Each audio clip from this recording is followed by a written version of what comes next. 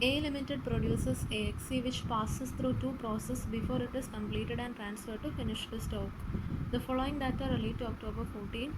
Opening stock and direct materials, direct wages, factory overhead, closing stock, inter-process profit included in opening stock. Output of process 1 is transferred to process 2 at 25% profit on transfer price. അപ്പോൾ transfer പ്രൈസിൻ്റെ 25% പ്രോഫിറ്റിലാണ് process 1-ൽ നിന്ന് process 2-ലേക്ക് transfer ചെയ്തേക്കുന്നത്.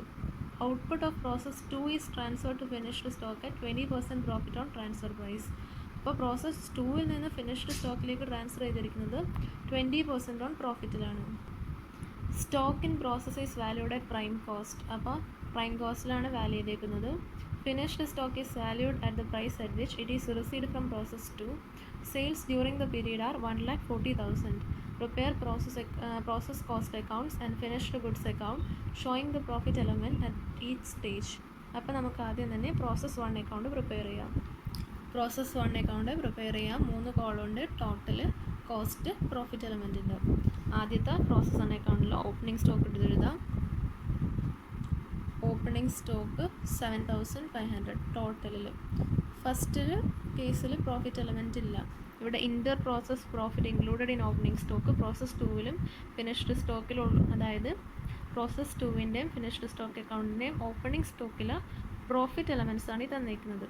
Process 1 അക്കൗണ്ടിലൊന്നും ഇല്ലാത്തതുകൊണ്ട് ഒന്നും ചെയ്യേണ്ട. ഓപ്പണിംഗ് സ്റ്റോക്ക് എഴുതാം. ഡയറക്റ്റ് മെറ്റീരിയൽസ് എഴുതാം. ഡയറക്റ്റ് വേജസ് എഴുതാം. ഡയറക്റ്റ് മെറ്റീരിയൽസ് 15,000 കോസ്റ്റും ഡയറക്റ്റ് വേജസ് 11,200. അത് നമുക്ക് പ്രൈം കോസ്റ്റ് കാൽക്കുലേറ്റ് ചെയ്യാം. പ്രൈം കോസ്റ്റ് കാൽക്കുലേറ്റ് ചെയ്യുന്നതിന് മുമ്പ് ക്ലോസിംഗ് സ്റ്റോക്കും കൂടി ഉണ്ട്, അത് നമുക്ക് മൈനസ് ചെയ്ത് കളയാം. മൈനസ് ക്ലോസിംഗ് സ്റ്റോക്ക് എത്രയുണ്ട്? 3,700. 3,700 മൈനസ് ചെയ്യാം. ഇത് കാൽക്കുലേറ്റ് ചെയ്യുമ്പോൾ നമുക്ക് പ്രൈം കോസ്റ്റ് കിട്ടും. പ്രൈം കോസ്റ്റ് അപ്പോൾ ബാലൻസ് ചെയ്യുമ്പോൾ 30,000 വരും. പ്രോഫിറ്റ് എലമെൻറ്റ് ഒന്നുമില്ല, ഫസ്റ്റ് പ്രോസസ്സ് ആയതുകൊണ്ട്. ഓക്കെ, ഇനി അടുത്ത item factory overhead. Factory overhead 10,500. Factory overhead 10,500 add ചെയ്യാം. അപ്പോൾ 4,500 വരും. ടോട്ടൽ കോസ്റ്റാണിത്. Total cost. ഇനി വേറെ ഡീറ്റെയിൽസ് ഒന്നുമില്ല. നമ്മളോട് അറിഞ്ഞിരിക്കുന്നത് പ്രോസസ് 1-ൻ്റെ ഔട്ട്പുട്ട് 25% പ്രോഫിറ്റിൽ ട്രാൻസ്ഫർ ചെയ്തിരിക്കുന്നതെന്നാണ് പറഞ്ഞിരിക്കുന്നത്. അപ്പോൾ 25% ഓൺ പ്രോഫിറ്റ് എന്ന് പറയുമ്പോൾ എത്ര പെർസെൻ്റ് ഓൺ കോസ്റ്റ് എന്ന് കണ്ടുപിടിക്കണം. കോസ്റ്റിലേക്ക് ഇതാക്കാൻ വേണ്ടി ഡിനോമിനേറ്ററിൽ മൈനസ് ആണ് ചെയ്യേണ്ടത്. അപ്പോൾ എങ്ങനെ ചെയ്യും? 25 ഇൻറ്റു 25 ഡിവൈഡഡ് ബൈ 100 മൈനസ് 25. അപ്പോൾ 4,500 ഇൻറ്റു 25 ഡിവൈഡഡ് ബൈ 75. 13,500 ആണ് പ്രോഫിറ്റ്. 13,500 ആണ്. 13,500 ആണ് പ്രോഫിറ്റ് വരുന്നത്. Because 25% on profit on 25% profit on transfer price എന്നാണ് പറഞ്ഞിരിക്കുന്നത്. അപ്പോൾ കോസ്റ്റിൽ എത്ര പെർസെൻറ്റേജ് ആണെന്ന് കണ്ടുപിടിക്കണം. ഇനി ഇത് ബാലൻസ് ചെയ്യാം. ഇതായിരിക്കും പ്രോസസ് 2-ലേക്ക് കൊണ്ടുപോകേണ്ടത്. അപ്പോൾ ബാലൻസ് ചെയ്യുമ്പോൾ 54,000 വരും. ഇവിടെ തന്നെ ഡയറക്റ്റായിട്ട് എഴുതാം. പ്രോസസ് 2 ടോട്ടൽ ചെയ്യാം. 54,000, 4,500, 13,500. ഇത് പ്രോസസ് 2-ലേക്ക് ട്രാൻസ്ഫർ ചെയ്യണം. 54,000, 4,500, 13,500. ഇനി പ്രോസസ് 2 അക്കൗണ്ട് പ്രിപ്പയർ ചെയ്യുക. പ്രോസസ് 2 അക്കൗണ്ട് പ്രിപ്പയർ ചെയ്യുമ്പോൾ ആദ്യം തന്നെ ഓപ്പണിംഗ് സ്റ്റോക്ക് നോക്കാം. Opening stock 9,000. ഇവിടെ പറഞ്ഞിട്ടുണ്ട് inter process profit included in opening stock 1,500. അപ്പോൾ 9,000-ൽ 1,500 പ്രോഫിറ്റാണ്. ഓപ്പണിംഗ് സ്റ്റോക്ക് ടോട്ടൽ 9,000 വരും. 9,000-ൽ 1,500 പ്രോഫിറ്റ് കോളത്തിൽ പോവും. ബാക്കി 7,500 ആണ് കോസ്റ്റ് വരുന്നത്. ഓക്കെ, ഇനി അടുത്ത ഐറ്റം ഇതൊക്കെ എഴുതേക്കുമ്പോൾ പ്രോസസ് 1-ൽ നിന്ന് ട്രാൻസ്ഫർ ചെയ്തിരിക്കുന്നത് എടുത്തെഴുതാം. ട്രാൻസ്ഫേർഡ് ഫ്രം പ്രോസസ് 1 എഴുതാം. ട്രാൻസ്ഫർ പ്രോസസ് 1 എഴുതാം. 54,000 ടോട്ടൽ 4500 കോസ്റ്റ്, 13500 തരും. ഇനി ഓരോ ഐറ്റംസ് എഴുതാം. ഡയറക്റ്റ് മെറ്റീരിയൽസ് എഴുതാം, ഡയറക്റ്റ് വേജസ് എഴുതാം. Direct material 15750, direct wages 11250. Total ചെയ്യുമ്പോൾ പ്രൈം കോസ്റ്റ് കിട്ടും. അതിനുമുമ്പ് ക്ലോസിംഗ് സ്റ്റോക്ക് നമ്മൾ മൈനസ് ചെയ്യണം. ക്ലോസിംഗ് സ്റ്റോക്ക് ഇവിടെ 4500 ആണ് തന്നിരിക്കുന്നത്. ഇൻ ദിസ് കേസ് ഇവിടെ ഒരു പ്രോഫിറ്റ് എലമെൻറ്റ് ഉള്ളത് തന്നെ ക്ലോസിംഗ് സ്റ്റോക്കിലും പ്രോഫിറ്റ് എലമെൻറ്റ് ഉണ്ടാവും. അതിന് നമുക്ക് ടോട്ടൽ ചെയ്യാം. ടോട്ടൽ ചെയ്യുമ്പോൾ 90,000, 75,000, 15,000 ടോട്ടൽ ചെയ്യാം. ഇനി ഇതിൽ നിന്ന് ക്ലോസിംഗ് സ്റ്റോക്ക് മൈനസ് ചെയ്യാം. ക്ലോസിംഗ് സ്റ്റോക്ക് എങ്ങനെയാണ് കണ്ടുപിടിക്കണമെന്ന് വെച്ചിട്ടുണ്ടെങ്കിൽ ക്ലോസിംഗ് സ്റ്റോക്കിൻ്റെ വാല്യൂ ഇവിടെ തന്നിരിക്കുന്നത് 4500 ആണ്. അപ്പോൾ ടോട്ടൽ കോളത്തിൽ 4500 എഴുതാം. ഇതിൽ പ്രോഫിറ്റ് എലമെൻ്റ് ഉണ്ട്. പ്രോഫിറ്റ് എലമെൻറ്റ് കണ്ടുപിടിക്കാനായിട്ട് 4500 ഇൻറ്റു 15,000 ഡിവൈഡഡ് ബൈ 90,000. അതേപോലെ തന്നെ കോസ്റ്റ് എലമെൻറ്റ് കണ്ടുപിടിക്കാനായിട്ട് 4500 ഇൻറ്റു 75,000 ഡിവൈഡഡ് ബൈ 90,000.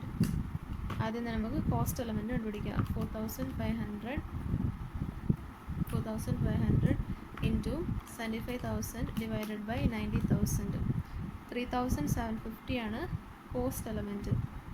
അതേപോലെ തന്നെ 4500 into 15,000 divided by 90,000, 15,000 divided by 90,000, 750 ആണ് പ്രോഫിറ്റ് എലമെൻറ്റ്. ഓക്കെ, ഇത് ചെയ്യുമ്പോൾ നമുക്ക് പ്രൈം കോസ്റ്റ് കിട്ടും.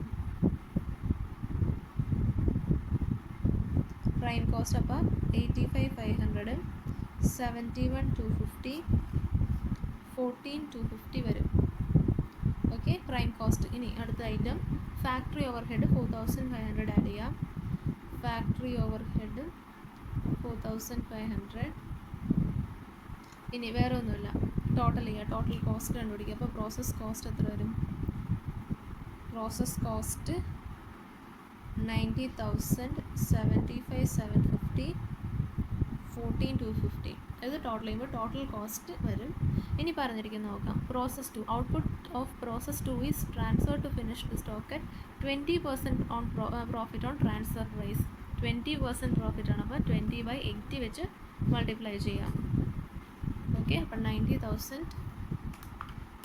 ഇൻറ്റു 20 ഡിവൈഡഡ് ബൈ 80 ചെയ്യുമ്പോൾ പ്രോഫിറ്റ് എലമെൻറ്റ് കിട്ടും. 22,500 ആണ്. അപ്പോൾ പ്രോഫിറ്റ് 22,500.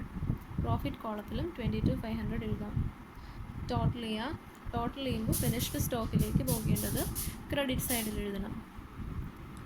1,12,500,